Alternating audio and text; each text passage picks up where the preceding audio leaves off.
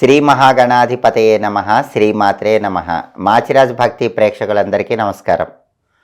భోగి పండుగ రోజు ఎలాంటి విధి విధానాలు పాటిస్తే సంవత్సరం మొత్తం సమస్త శుభాలు చేకూరుతాయో, భోగి రోజు ఎటువంటి నైవేద్యాలు సమర్పించాలో, భోగి పండుగకున్న విశిష్టత ఏంటో ఈ వీడియోలో మనం తెలుసుకుందాం. ముందుగా మాచిరాజు భక్తి ప్రేక్షకులందరికీ భోగి పర్వదిన శుభాకాంక్షలు.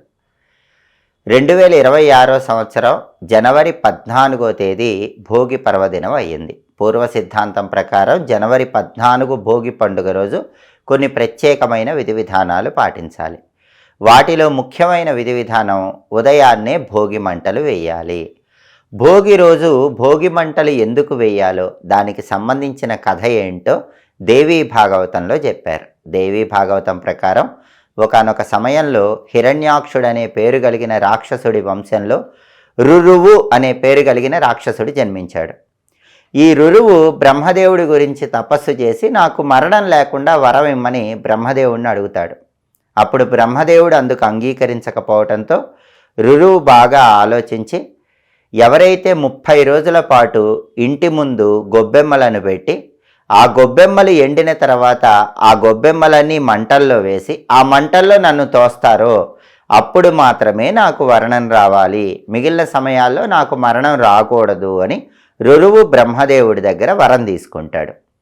బ్రహ్మదేవుడు తథాస్తు అని చెప్పి అంతర్ధానం అయిపోతాడు. ఆ తర్వాత రురువు దేవతలని ఋషులను తీవ్రంగా ఇబ్బందులు పెడుతూ ఉంటే వాళ్ళందరూ బ్రహ్మదేవుడి దగ్గరికి వెళ్ళి అడిగినప్పుడు ఈ రురువు అనే రాక్షసుడి మరణ రహస్యం బ్రహ్మదేవుడు చెప్తాడు. అప్పుడు దేవతలందరూ కూడా ధనుర్మాసంలో వాళ్ళందరూ కూడా గొబ్బెమ్మలను ఉంచి 30 రోజుల పాటు ఉంచినటువంటి గొబ్బెమ్మలను ఎండబెట్టి ఆ ఎండిపోయినటువంటి గొబ్బెమ్మలను మంటల్లో వేసి వాటిల్లోకి రురువు అనే రాక్షసుడిని తోస్తారు.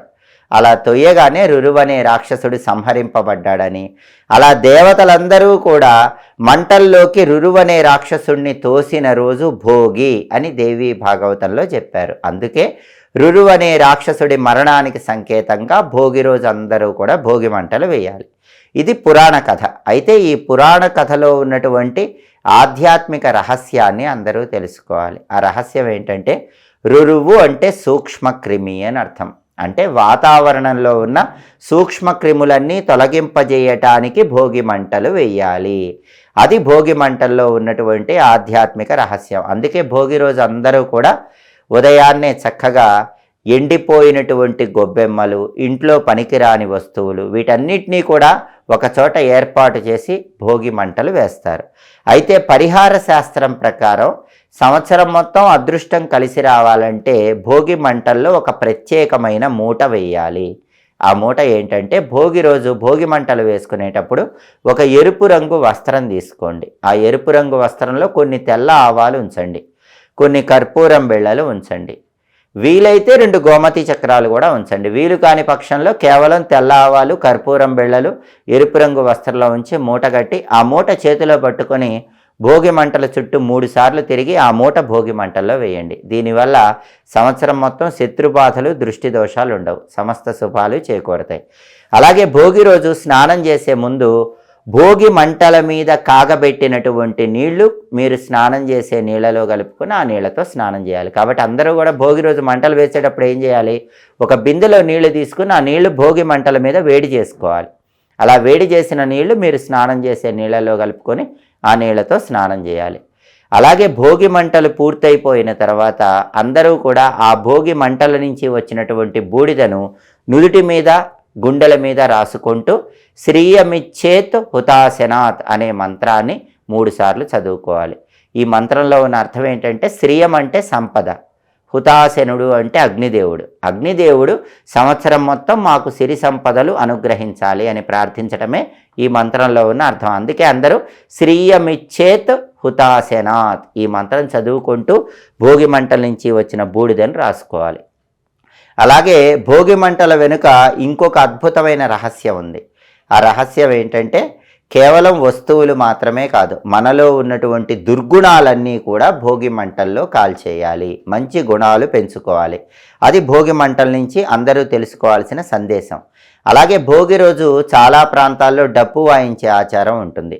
మనకి వర్షాలు సకాలంలో కురిపించి పంటలు పండించటానికి సంకేతంగా ఇలా డప్పులు వాయించి ఇంద్రుడికి కృతజ్ఞతలు చెప్పుకోవాలి. ఇంద్రుడి అనుగ్రహం వల్లే వర్షాలు సకాలంలో కురిసి పంటలు పండుతాయి. ఇంద్రుడి గౌరవానికి సంకేతంగా భోగి రోజు డప్పులు వాయించాలి. అలాగే భోగి రోజు జమ్మి చెట్టు ఆకులకు సంబంధించిన పరిహారం చేస్తే సంవత్సరం మొత్తం అద్భుత ఫలితాలు కలుగుతాయి. ఆ పరిహారం ఏంటంటే భోగి సందర్భంగా దగ్గరలో ఉన్న జమ్మి చెట్టు దగ్గరకు వెళ్ళాలి. జమ్మి చెట్టు దగ్గర దీపం వెలిగించి జమ్మి చెట్టు చుట్టూ ప్రదక్షిణలు చేసి జమ్మి ఆకులు కోసుకొని ఇంటికి తెచ్చుకోవాలి.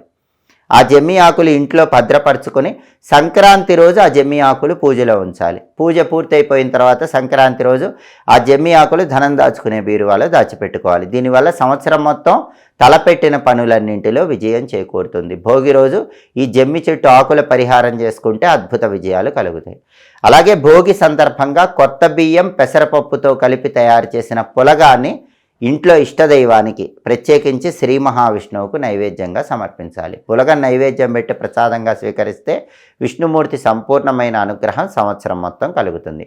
అదేవిధంగా భోగి పండుగ రోజు అందరూ కూడా సాయంకాలం పూట చిన్నపిల్లలకు భోగి పళ్ళు పోస్తారు. రేగి పళ్ళు, చెరకు ముక్కలు, చిల్లర నాణ్యాలు, బంతిపూలు వీటన్నిటినీ కలిపి భోగి పళ్ళు పిల్లల తల మీద పోస్తారు. భోగి రోజు భోగి పళ్ళు ఎందుకు పోయాలో మహాభారతం ద్రోణ పర్వంలో ఒక కథ చెప్పారు.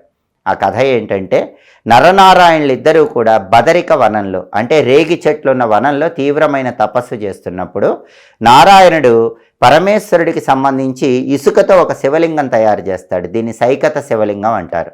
ఆ ఇసుక శివలింగానికి నారాయణుడు అద్భుతంగా పూజ చేస్తే పరమేశ్వరుడు ప్రత్యక్షమై నన్ను కూడా జయించే శక్తి నీకు అనుగ్రహిస్తున్నానని నారాయణుడితో పలుకుతాడు. అలా పలకగానే దేవతలందరూ కూడా ఆ నరనారాయణుల మీద ఆ బదరిక వనంలో ఉన్న రేగి చెట్లు గట్టిగా ఊపి రేగి పళ్ళు కురిసేలాగా చేస్తారు. అలా రేగి పళ్ళ వర్షము నరనారాయణుల మీద పడుతున్నప్పుడు నరనారాయణులలో నారాయణుడు సాక్షాత్ శ్రీ మహావిష్ణువు చిన్న బాలుడిలా మారిపోయాడు. అలా మారిపోయిన రోజు భోగి అని మహాభారతం ద్రోణ పర్వంలో చెప్పారు. సాక్షాత్తు విష్ణుమూర్తికి దేవతలందరూ కూడా రేగి పళ్ళతో అభిషేకం చేసిన రోజు భోగి. ఆ సమయంలో విష్ణుమూర్తి చిన్నపిల్లాళ్ళ మారిపోయాడు కాబట్టి అందరూ కూడా భోగి రోజు పిల్లల శిరస్సు మీద భోగి పళ్ళు పొయ్యాలి. అంతేకాకుండా రేగి పండు చూడటానికి సూర్యుడి ఆకారంలో సూర్యుడి రంగులో ఉంటుంది. అంటే సూర్యుడికి ఇష్టమైనటువంటి పండు రేగి పండు కాబట్టి రేగిపళ్ళు పిల్లల శిరస్సు మీద పోస్తే సంవత్సరం మొత్తం సూర్యుడి అనుగ్రహం కలుగుతుంది. కాబట్టి విష్ణుమూర్తి అనుగ్రహము సూర్యుడి అనుగ్రహం కలగటానికి భోగి రోజు తప్పకుండా భోగి పళ్ళు పోయాలి. భోగి పళ్ళు పోసేటప్పుడు ఓం సారంగాయ నమః అనే సూర్య మంత్రాన్ని చదువుకుంటూ మీ పిల్లలకి భోగి పళ్ళు పోయండి. సంవత్సరం మొత్తం సూర్యుడి సంపూర్ణమైన అనుగ్రహం కలుగుతుంది. అలాగే రేగి పళ్ళు పోయటం వెనుక కూడా ఒక అద్భుతమైన ఆధ్యాత్మిక రహస్యం ఉంది. ఆ రహస్యం ఏంటంటే అన్ని పళ్ళకు కూడా బయట తొక్క తీసివేసి లోపల పండు తింటాం. కానీ రేగి పండుకు మాత్రం లోపల ఉన్న గింజ తీసేసి బయట ఉన్న తొక్క మనం తింటాం. అంటే లోపల ఉన్న దాన్ని తీసేయాలి, లోపల ఉన్న చెడు గుణాలను తీసేయాలి, మంచి గుణాలను పెంచుకోవాలి అని చెప్పటమే రేగి పళ్ళు పోయటంలో ఉన్న అంతరార్థం. కాబట్టి రేగి పండులో ఉన్న రహస్యం అందరూ తెలుసుకోవాలి. లోపల గింజ తీసేయటం అంటే మనలో ఉన్న చెడు గుణాలు తీసేయటం అని అర్థం. కాబట్టి భోగి పండుగ సందర్భంగా అందరూ ఈ విధి విధానాలు పాటించండి. ఈ సంవత్సరం జనవరి 14 భోగి రోజు షట్టిల ఏకాదశి కూడా వచ్చింది. చాలా శక్తివంతమైన ఏకాదశి షట్టిల ఏకాదశి. అంటే ఆ రోజు నువ్వులను 6 రకాలుగా వినియోగిస్తే సమస్త శుభ ఫలితాలు చేకూరతాయి. నువ్వుల పిండి శరీరానికి రాసుకొని స్నానం చేయటం, నువ్వులు నీళ్ళల్లో కలిపి ఆ నీళ్లతో స్నానం చేయటం, స్నానం చేశాక నువ్వులు తాగే నీళ్ళల్లో కలుపుకొని ఆ నీళ్లు తాగటం, నువ్వులు ఆహారంలో చేర్చుకోవటం అంటే నువ్వులతో చేసిన ఆహార పదార్థాలు తినటం, నువ్వులతో దేవత అర్చన చేయటం అంటే నువ్వులతో ఈశ్వరుణ్ణి పూజించటం, ఆ తర్వాత ఆ నువ్వులు గోవుకు ఆహారంగా తినిపించటం, చివరగా నువ్వులు దానం ఇవ్వటం. ఇలా 6 రకాలుగా నువ్వులను వినియోగించే రోజు కాబట్టి దీన్ని షట్టిల ఏకాదశి అంటారు. ఈ 6 రకాలతో నువ్వులను వినియోగించటం లేదా ఈ 6 రకాల్లో ఏదో ఒక విధంగా నువ్వులను వినియోగించడం ద్వారా సంవత్సరం మొత్తం సమస్త శుభ ఫలితాలు చేకూరతాయి. చాలా శక్తివంతమైన షట్టిల ఏకాదశి ఈ 2026లో భోగి రోజు వచ్చింది. కాబట్టి భోగి సందర్భంగా షట్టిల ఏకాదశి సందర్భంగా ఈ విధి విధానాలు పాటించండి. సమస్త శుభాలను సిద్ధింపజేసుకోండి. సంవత్సరం మొత్తం విష్ణుమూర్తి అనుగ్రహానికి సూర్యనారాయణమూర్తి అనుగ్రహానికి ప్రతి ఒక్కరూ సులభంగా పాత్రలు కండి. ఎప్పటికప్పుడు పండుగల సందర్భంగా పాటించాల్సిన ముఖ్యమైన విధి విధానాల గురించి తెలుసుకోవాలనుకుంటున్నారా? పండుగలలో మీకు ఉన్నటువంటి అనుమానాలు తొలగింపజేసుకోవాలనుకుంటున్నారా? ఏ పండుగ ఎప్పుడు ఏ రోజు చేసుకోవాలో తెలుసుకోవాలనుకుంటున్నారా? అలాగే ఏ పండుగలో ఎటువంటి పూజలు నిర్వహిస్తే అద్భుతమైన ఫలితాలు అందిపుచ్చుకోవచ్చో తెలుసుకోవాలనుకుంటున్నారా? మాసాలకు ఉన్న ప్రాధాన్యత ఏంటో, ఏ మాసంలో ఎటువంటి దానాలు ఇచ్చుకోవాలో, ఏ మాసంలో ఏ దేవుణ్ణి పూజించాలో, ఎలాంటి పరిహారాలు చేసుకోవాలో తెలుసుకోవాలనుకుంటున్నారా? పండుగల సందర్భంగా సమస్త విషయాలు తెలుసుకోవాలంటే, పండుగలకు సంబంధించిన ప్రత్యేకమైన పూజల గురించి తెలుసుకోవాలనుకుంటే మా మాచిరాజు భక్తి ఛానల్ తప్పకుండా చూడండి. మా వీడియోస్ మీకు నచ్చినట్లయితే మా ఛానల్ లైక్ చేయండి, కామెంట్ చేయండి. మా ఛానల్ వీడియోస్ 10 మంది మిత్రులకు షేర్ చేయండి. మా ఛానల్ సబ్స్క్రైబ్ చేసుకోండి. పక్కనున్న బెల్ సింబల్ నొక్కటం మాత్రం మర్చిపోకండి. సర్వే జనాః సుఖినో భవంతు. స్వస్తి.